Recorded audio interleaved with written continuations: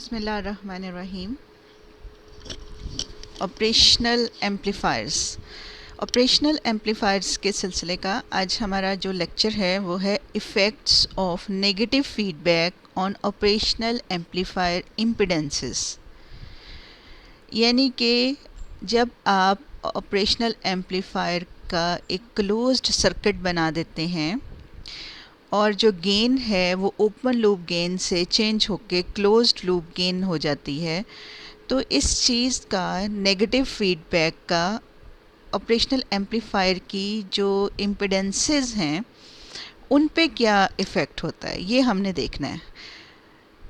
तो इसमें हम देखते हैं सबसे पहले नॉन इन्वर्टिंग एम्पलीफायर। हमें पता है कि हम दो तरह से टू कॉन्फ़िगरेशन है ऑपरेशनल एम्पलीफायर को। जब आप क्लोज्ड लूप सर्किट में बनाते हैं तो उसकी दो तरह की कॉन्फ़िगरेशंस हैं, एक इन्वर्टिंग और एक नॉन इन्वर्टिंग। अगर हम सिग्नल इन्वर्टिंग टर्मिनल पे देते हैं तो वो इन्वर्टिंग एम्पलीफायर होगा, और अगर हम सिग्नल जो है input signal non inverting terminal पे देते हैं तो वो एक नॉन इन्वर्टिंग एम्पलीफायर होगा। तो यहाँ हम दोनों ही की इम्पीडेंसेस को डिस्कस करेंगे कि नेगेटिव फीडबैक के बाद उनकी इम्पीडेंसेस में क्या उनकी इम्पीडेंसेस जो हैं वो इंक्रीज़ होती हैं आफ्टर फीडबैक या डिक्रीज़ होती हैं, ये हमने यहाँ पे देखना है। तो इम्पीडेंसेस दो तरह की होती हैं, एक इनपुट इम्पीडेंस और एक आउटपुट इम्पीडेंस। ऑपरेशनल एम्पलीफायर की जो इनपुट इम्पीडेंस है वो इनपुट टर्मिनल्स के दरमियान में होती है, यानी इनपुट सिग्नल को जो इम्पीडेंस बर्दाश्त करनी पड़ती है उसे हम इनपुट इम्पीडेंस कहते हैं।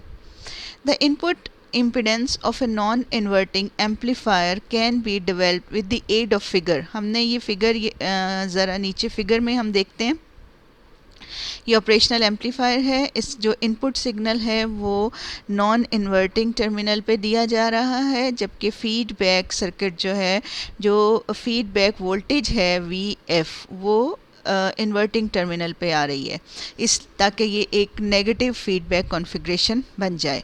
ऐसे में जो अटेनुएशन B है उसकी वैल्यू है RI over RI plus RF। ये हमने प्रीवियस लेक्चर में ये हमने डिराइव की थी। तो अटेनुएशन ऑफ द सर्किट जो है वो B है।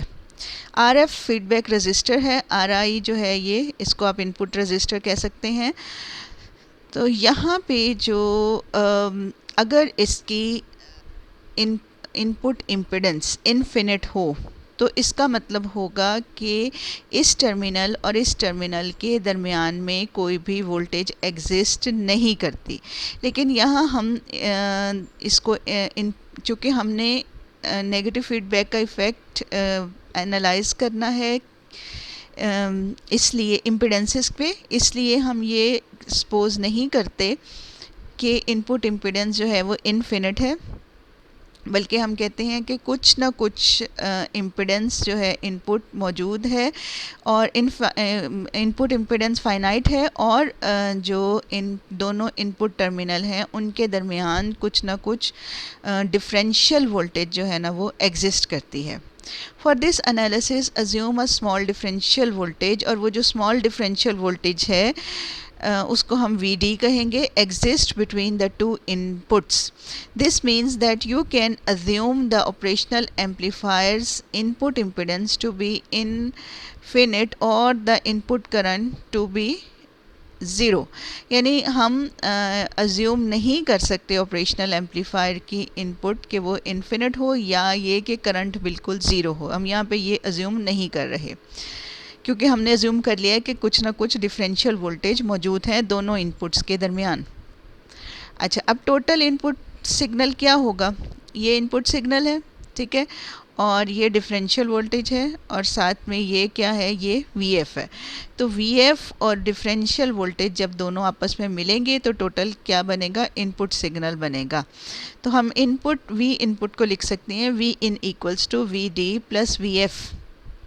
प्रीवियस लेक्चर में हमने देखा था कि VF क्या होता है, BV आउट। तो यहाँ पे ये वैल्यू VF की जगह BV आउट लिख दें, जिसमें B जो है वो अटेनुएशन ऑफ द सर्किट है। अच्छा, अब आपने देखा कि हमारे पास जो इक्वेशन थी वो क्या थी, V in is equals to V D plus B V out. तो वी आउट जो है आउटपुट वोल्टेज वो किसके इक्वल होती है, वो इक्वल होती है open loop gain multiply by differential voltage. Open loop gain और डिफरेंशियल वोल्टेज का प्रोडक्ट होती है वी आउट जो होती है। In case of open loop, जब आप अगर आपने नेगेटिव फीडबैक सर्किट ना लगाया हो तो जितनी दोनों टर्मिनल्स के दरमियान में डिफरेंशियल वोल्टेज होती है, साथ में जब ओपन लूप गेन मल्टीप्लाई होती है, that is nearly equals to V out. तो ये वी आउट की वैल्यू आप यहाँ पे इक्वेशन में वी जो बी वी आउट था वहाँ पे ये आपने पुट कर दी, क्योंकि आप ये देखना चाहते हैं कि क्लोज्ड लूप गेन और ओपन लूप गेन के दोनों केसेस में इम्पिडेंसेस जो हैं वो कैसी रहीं। तो इसलिए आपने इस जगह बी वी आउट की जो वी आउट की जगह आपने ओपन लूप गेन और साथ में वी डिफरेंशियल जो है वो पुट कर दिया। अब यहाँ से आप कॉमन ले लें वी डी को, तो आपके पास बन गया 1 plus A O L B V D.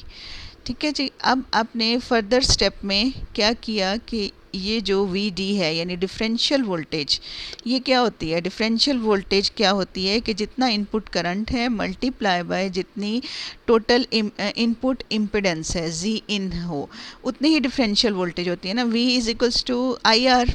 ठीक है, तो आर यहाँ पे रेजिस्टेंस नहीं बल्कि इम्पिडेंस है, तो इसलिए आई इन मल्टीप्लाई बाय जी इन। तो ये वी डी की बजाय आपने आई इन जी इन पुट कर दिया, where G in is the open loop impedance of the operational amplifier without feedback connections. यानी ये उस वक्त की इनपुट इम्पिडेंस है कि जब आपने फीडबैक कनेक्शन नहीं लगाया।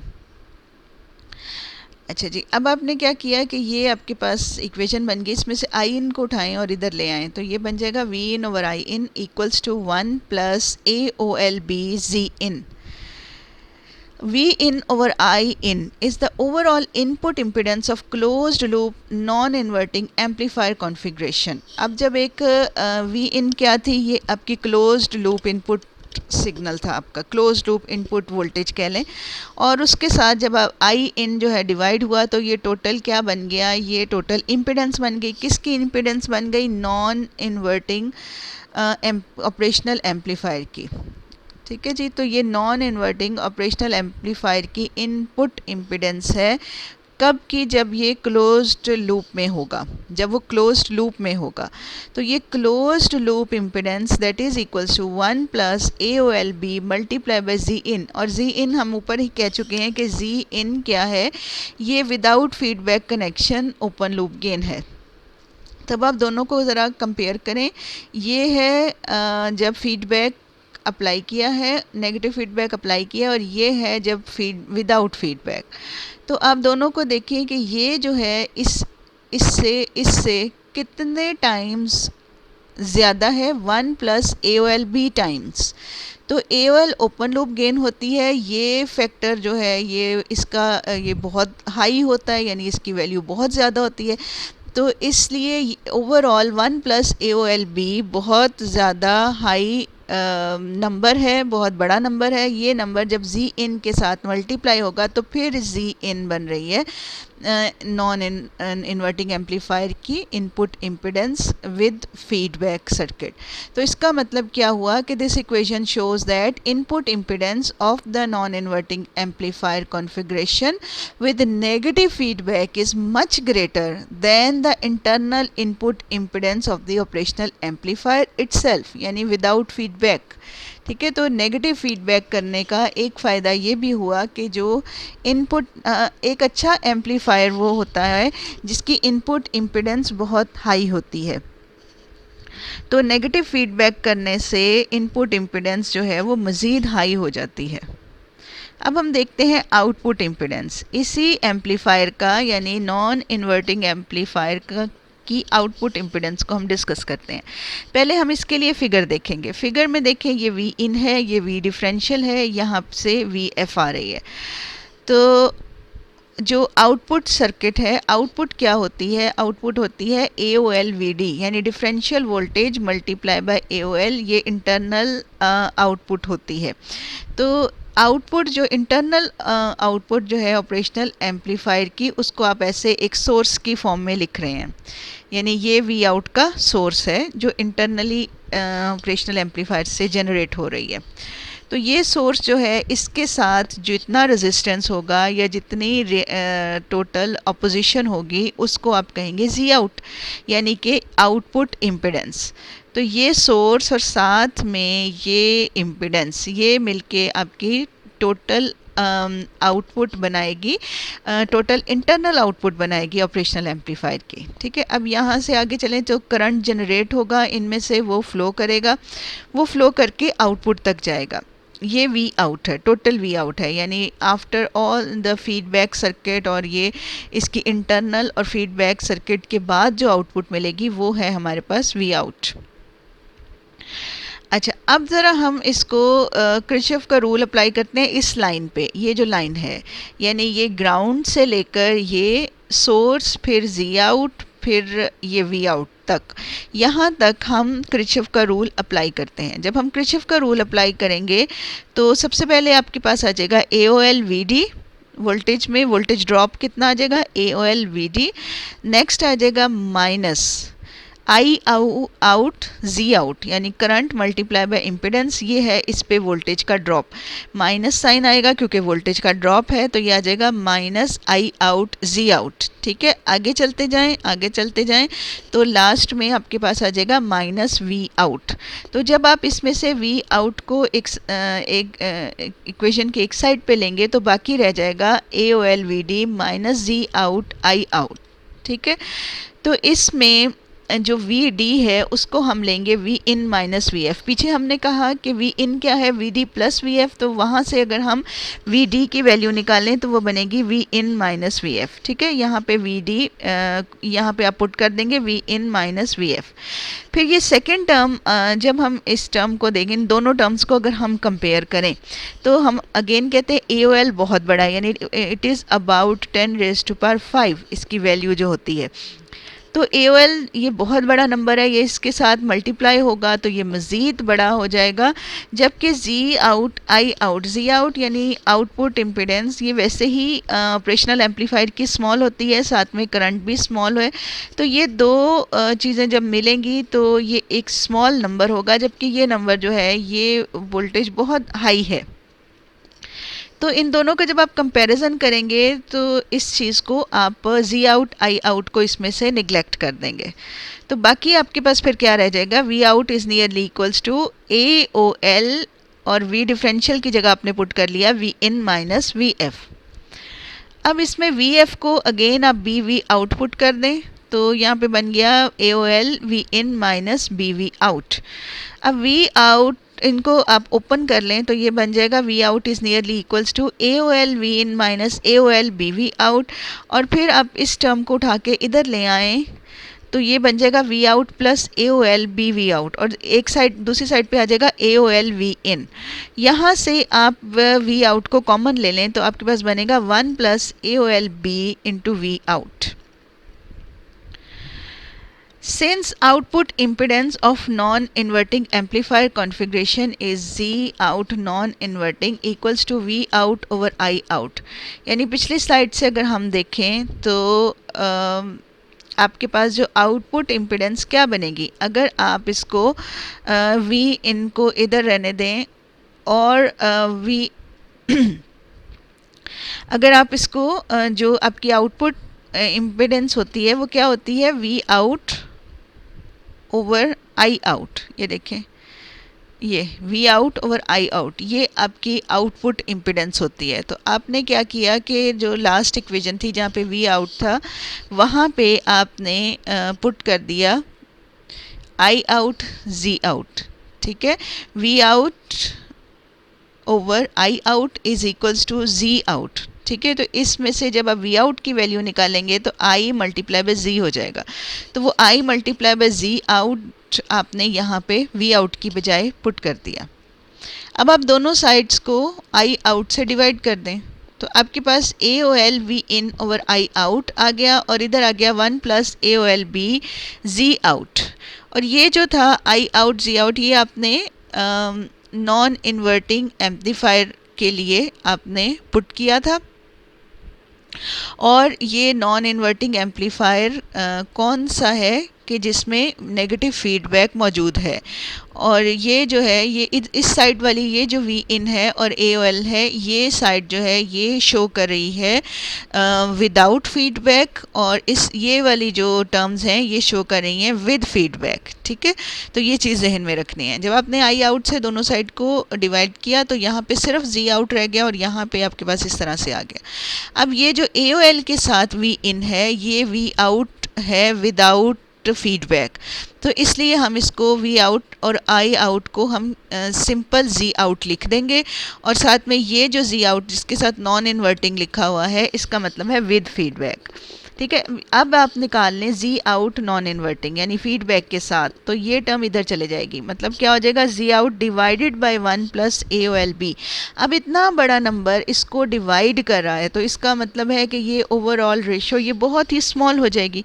तो जी आउट नॉन इन्वर्टिंग यानी वो इम्पिडेंस जो कि फीडबैक लगाने के बाद है, फीडबैक अप्लाई करने के बाद है, वो पहले से भी स्मॉल है, वो ओपन लूप की निस्बत वो पहले से भी स्मॉल हो गई।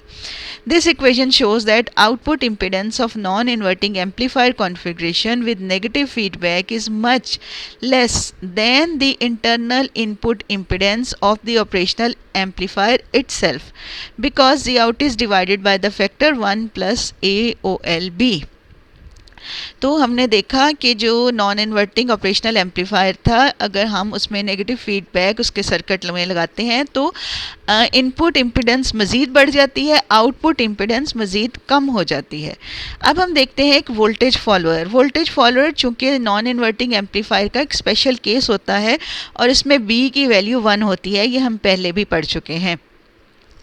तो इसकी दोनों तरह की जो इम्पिडेंसेस हैं, जी इन इनपुट इम्पिडेंस वोल्टेज फॉलोअर की वो क्या होगी, 1 plus A O L B था तो बी 1 हो गया, तो ये बन गया 1 plus A O L G input. और इसी तरह जी आउट में भी बी जो है वो 1 आ जाएगा, तो ये बन गया G out over 1 plus A O L. As you can see, the voltage follower input impedance is greater for a given AOL and जी इन। ठीक है, बी क्या होता है, बी अटेनुएशन होता है यानी रिडक्शन इन द सिग्नल होता है। तो बी अगर रिडक्शन है ही नहीं तो इसका मतलब हुआ कि ये वैल्यू तो नॉन इन्वर्टिंग केस से भी ज़्यादा हो गई। तो इसका मतलब वोल्टेज फॉलोअर की इम्पिडेंस जो है वो नॉन इन्वर्टिंग एम्पलीफायर से भी हाई हो जाती है विद नेगेटिव फीडबैक, और इसी तरह से ये भी मज़ीद स्मॉल है। तो इसका मतलब हुआ कि वोल्टेज फॉलोअर की जो आउटपुट इम्पिडेंस है वो नॉन इन्वर्टिंग एम्पलीफायर से भी कम है, तो इसलिए हम इसको एज बफर भी यूज़ करते हैं। अब आ जाते हैं impedances of inverting amplifier. Non inverting case तो हमने डिस्कस कर लिया। इन्वर्टिंग केस में आप सिंपली क्या करते हैं कि इनपुट सिग्नल भी आप इन्वर्टिंग टर्मिनल को देते हैं और फीडबैक सर्किट भी आप इन्वर्टिंग टर्मिनल के साथ ही देते हैं, और जो नॉन इन्वर्टिंग टर्मिनल है उसको जब आप ग्राउंड करते हैं तो इन्वर्टिंग टर्मिनल जो है वो वर्चुअली एट ग्राउंड हो जाता है, यानी जो नॉन इन्वर्टिंग टर्मिनल है वो वर्चुअल एट ग्राउंड हो जाता है और कोई यहाँ पे डिफरेंशियल वोल्टेज जो है वो एज सच जो एग्जिस्ट नहीं करती। तो फिर आप देख सकते हैं कि इसकी इनपुट इम्पिडेंस क्या होगी। The input impedance for a non inverting amplifier is simply G input for an inverting amplifier is Z input inverting is nearly equals to RI। यानी ये देखिए इनपुट सिग्नल आ रहा है, आगे जो टर्मिनल है वो वर्चुअली एट ग्राउंड है, दूसरा वैसे ही एट ग्राउंड है, तो फिर जो ओनली रेजिस्टेंस इसको बर्दाश्त करना पड़ रहा है इनपुट सिग्नल को वो RI है। तो इसका मतलब हुआ कि इसकी जो इनपुट इम्पिडेंस है वो with feedback negative feedback circuit it is equals to RI. This is because the inverting input of the operational amplifier is at ground and the input source simply sees RI to ground। ठीक है जी। अब आ जाए output impedance. As with the non inverting amplifier the output impedance of an inverting amplifier is decreased by the negative feedback. Negative feedback से output impedance जो है inverting amplifier की वो डिक्रीज हो जाती है, और जो फार्मूला जो एक्सप्रेशन आता है वो वैसे ही आएगा जैसे कि नॉन इन्वर्टिंग केस के लिए आया था, वही सब स्टेप्स यहाँ पे भी होंगे। तो G out inverting is equals to G out divided by 1 plus AOLB।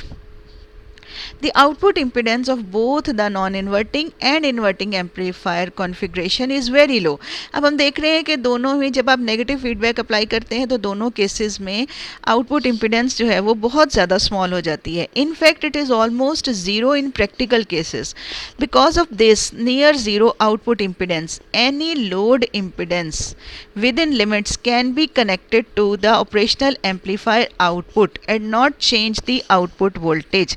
अब चूंकि इसकी अपनी आउटपुट इम्पीडेंस तकरीबन ज़ीरो है ऑपरेशनल एम्पलीफायर की जब आपने फीडबैक सर्किट लगाया, तो फिर इसलिए हम किसी भी किस्म का लोड जिसकी कितनी भी इम्पीडेंस हो लेकिन लिमिट्स के अंदर इम्पीडेंस होनी चाहिए, तो कोई सी भी इम्पिडेंस का लोड हम इसके साथ अटैच कर सकते हैं। आउटपुट के साथ किसी भी किस्म की लोड की इम्पिडेंस आप अटैच कर सकते हैं, और जित आप इम्पिडेंस को वेरी करेंगे, यानी लोड की इम्पिडेंस अगर वेरी होगी तो भी जो आउटपुट वोल्टेज है उस पर कोई फ़र्क नहीं पड़ेगा। इसकी वजह क्या है, क्योंकि ऑपरेशनल एम्पलीफायर की अपनी आउटपुट इम्पिडेंस जो है ना वो तकरीबन ज़ीरो है, तो फिर लोड जैसे चेंज होगा वैसी वो वोल्टेज ले रहेगा, तो ऑपरेशनल एम्पलीफायर की वोल्टेज पे कोई असर नहीं पड़ेगा।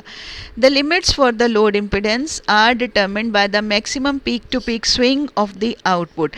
लेकिन ये है कि जो ऑपरेशनल एम्पलीफायर की जो output peak to peak output swing voltage है उसके हिसाब से जो लोड की लिमिट्स हैं वो डिसाइड की जाती हैं। मतलब हमें बहुत बियॉन्ड लिमिट्स अगर हम लोड अप्लाई करेंगे तो उससे डैमेज आएगा, लेकिन विद इन लिमिट्स जब आप लोड अप्लाई करते हैं तो उससे आउटपुट वोल्टेज पे कोई असर नहीं पड़ता। तो ये था हमारा आज का लेक्चर जो इम्पिडेंसेस पे ऑपरेशनल एम्पलीफायर की इम्पिडेंसेस को लेके हमने डिस्कस किया।